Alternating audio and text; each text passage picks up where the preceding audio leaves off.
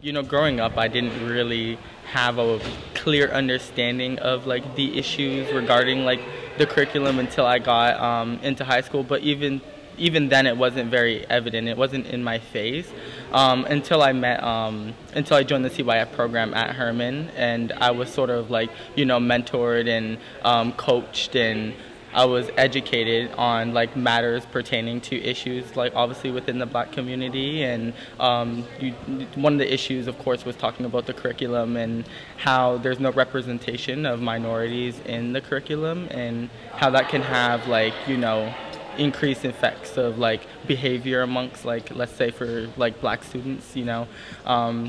They tend to act out in class, or it's not always relating to the curriculum. Like, the curriculum isn't 100 to blame for like the issues that can be seen within like the Black community or other minority groups, but it is definitely a factor and is a contributor. And me personally, I started realizing like how people like me aren't represented in the textbooks. When I go to history class, I don't see like the accomplishments and the achievements of like Black individuals throughout history.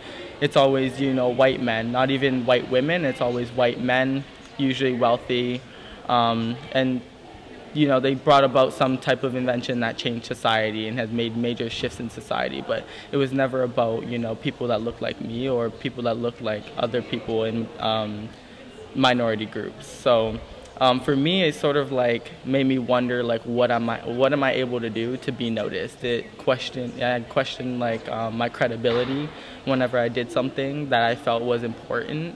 And, I always felt that like no matter what I did, like there was no way that I could be noticed, because there's these like very successful Black individuals who aren't noted throughout history. They're not noted in textbooks. They're not referred to in any courses or anything like that. So for me, that was like my biggest struggle, was sort of like feeling confident in what I do and ensuring that like it will be noticed by people and will have a positive effect on people.